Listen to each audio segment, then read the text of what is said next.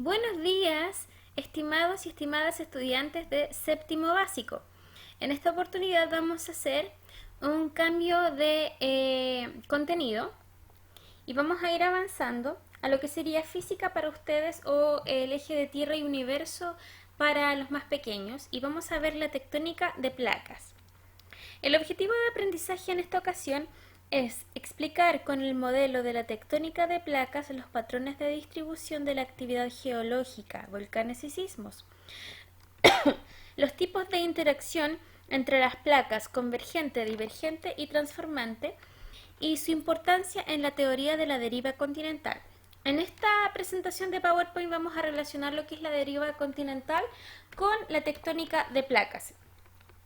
A continuación entonces les muestro acá una imagen que tiene que ver con la imagen del mundo, con los continentes, y si ustedes se dan cuenta existen hartas estructuras que quizás pudiesen confundirlos, pero son las placas o litosféricas o continentales que permiten que los continentes se puedan desplazar de un lugar a otro, haciendo que se acerquen o se alejen o se friccionen.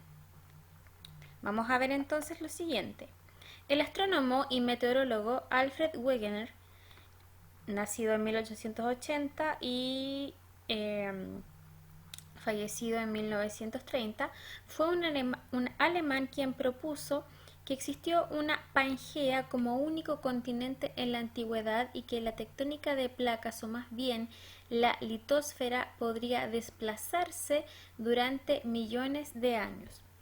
Si ustedes recuerdan lo que vimos el año pasado, la litosfera formaba parte de las capas de la Tierra y se encontraba bajo la corteza y permitía que los continentes se puedan entonces mover de un lugar a otro.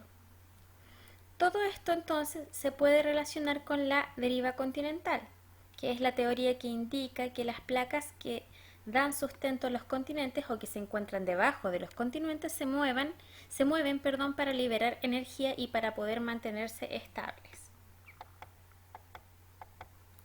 Vamos a explicar lo siguiente: tectónica de placas y deriva continental. Acá, por ejemplo, existe otra imagen donde se pueden ver las placas tectónicas debajo de los continentes y se puede entender un poco más. Las partes naranjas serían las grietas de aquellas placas y se puede ver por debajo de los continentes. Si ustedes se dan cuenta, con una placa, por ejemplo esta parte de acá, la placa de Nazca y la placa sudamericana, que son las placas que más de las que más se habla porque siempre están en constante movimiento, friccionándose una a otra, convergiendo entre sí, haciendo que una quede por debajo de la otra y formando montañas o cordones de montañas que se ve reflejado a través de millones de años, lo cual nosotros no podemos ver en la actualidad. Sin embargo, debajo del continente americano se encuentran estas placas y estas placas se encuentran en constante movimiento. Es así con todas las placas del mundo que nos explican que los continentes estuvieron en algún momento unidos y que se van desplazando y que con millones de años más adelante se van a seguir desplazando. Entonces, son dos teorías que se complementan, la tectónica de placas y la deriva continental. Las dos explican el movimiento de los continentes hace millones de años debido a las placas tectónicas. ¿Qué son las placas tectónicas entonces? Son fragmentos de la litosfera, capa de la Tierra perteneciente a la corteza continental. Veamos acá, las placas tectónicas. Estas placas tectónicas que forman parte de la litosfera se encuentran encima de la astenosfera. Fíjense acá, la astenosfera es una capa de transición entre la litosfera y corteza con el manto superior de la Tierra. Y esta capa es relativamente viscosa y permite el movimiento de la litosfera, o sea, permite el movimiento de los continentes, ¿ya? De las placas tectónicas. Leamos nuevamente. Estas placas tectónicas que forman parte de la litosfera se encuentran encima de la astenosfera. Esta última es una capa de tierra que de la Tierra, perdón, que tiene como característica su viscosidad gracias al manto superior que posee una temperatura alta entre los 300 a los 500 grados Celsius aproximadamente. Así estas placas se pueden mover y acomodar a través de millones de años. Veamos entonces. Pangea fue primero, hace aproximadamente 335 millones de años atrás. Si ustedes pueden ver, aquí se encuentran los continentes unidos, encajados como si fuese un rompecabezas. Luego,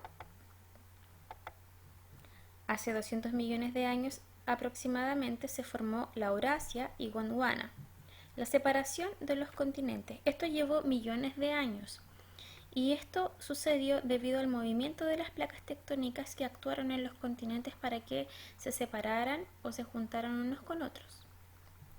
Y luego podemos ver lo siguiente. Aquí hay como un breve resumen. Pangea, la Eurasia y Gondwana. Aquí estamos viendo los continentes un poco más separados y acá podemos ver los continentes como nosotros podemos verlo en la actualidad, ¿ya? O como ustedes los han visto siempre a través de libros o imágenes. Entonces dice, por último, estos últimos millones de años, la litosfera o fragmentos litosféricos han podido moverse de tal forma que los continentes se han separado formando lo que ahora conocemos como nuestro mundo actual con 6 continentes.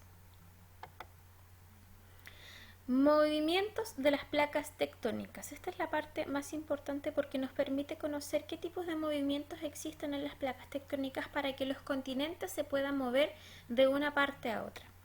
Existen los límites convergentes o movimientos convergentes. Las placas chocan unas con otras formando cadenas montañosas. Acá tenemos, por ejemplo, placa tectónica, que son la parte de la litosfera. Una placa va acá y otra placa va acá y se unen una a otra, pero en algún momento una tiene que ceder y pasar por debajo de la otra. Es lo que pasa con la, supongamos, placa de Sudamérica y la placa de Nazca, ¿ya? La placa de Nazca hace que la placa de Nazca pasa por debajo de la placa continental o sudamericana. Y este movimiento hace o crea las montañas, los cordones montañosos y también los volcanes. También puede generar tsunamis, ¿ya? Por lo general, cuando existe un breve movimiento muy pequeño de las placas tectónicas es que nosotros podemos evidenciar terremotos o sismos. Pero este movimiento es muy pequeño. Entonces, las placas chocan unas contra otras formando cadenas montañosas. Una placa oceánica con una placa continental también pueden formar una cadena montañosa cuando una placa está debajo de la otra. Por último, cuando una placa oceánica se hunde y se derrite, forma erupciones volcánicas de cadena montañosa. ¿Por qué se derretiría? Porque la astenosfera y todas las capas que están debajo de la Tierra tienen unas temperaturas muy altas. Y considerando que esta parte de acá es viscosa, no es netamente sólida, hace que esta parte de acá, que tampoco es netamente sólida, se pueda desplazar de un lugar a otro.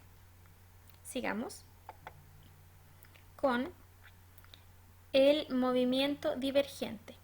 Si ustedes se dan cuenta acá, en el movimiento divergente las placas no van una contra otra a chocar, sino que se desplazan para separarse. ¿Y qué sucede aquí? El manto de la Tierra por sí, con energía, trata de salir hacia arriba y forma lo que sería un nuevo suelo. A veces forma erupciones volcánicas, otras veces también forma cadenas montañosas. Por lo general sucede en las placas oceánicas donde hay mar. Y es bueno eso porque si fuesen los continentes generaría demasiada destrucción. Si ustedes se dan cuenta entonces, cuando las placas se separan unas de otras, el manto de la Tierra tiende a subir para formar un nuevo suelo. Leyendo esto entonces dice, corresponde al movimiento en el cual las placas tectónicas se separan unas de otras. De esta manera, el manto de la Tierra sube hacia la superficie para formar un nuevo suelo o incluso una nueva montaña. Y sigamos acá con la última parte que se llama movimiento transformante o borde transformante de placas. Si ustedes se dan cuenta acá, con esta imagen, supongamos que esta es la astenosfera que permite el movimiento de la litosfera. Y la litosfera se mueve una con otra a través de la fricción, como si se rozaran unas con otras. Y esto, más que formar cordones montañosos, forma terremotos o fallas en la Tierra que se pueden ver a través de la superficie, como sería la falla de San Andrés. Leyendo entonces esto dice, sucede cuando las placas se friccionan unas con otras. No forman grandes fenómenos como montañas o volcanes, sin embargo, son capaces de generar terremotos. La falla de San Andrés es un ejemplo. Se puede apreciar entonces debajo de la superficie de la Tierra una gran grieta y bajo esta superficie dos placas se encuentran y mueven sus límites una de un lado y la otra del otro, generando una gran grieta.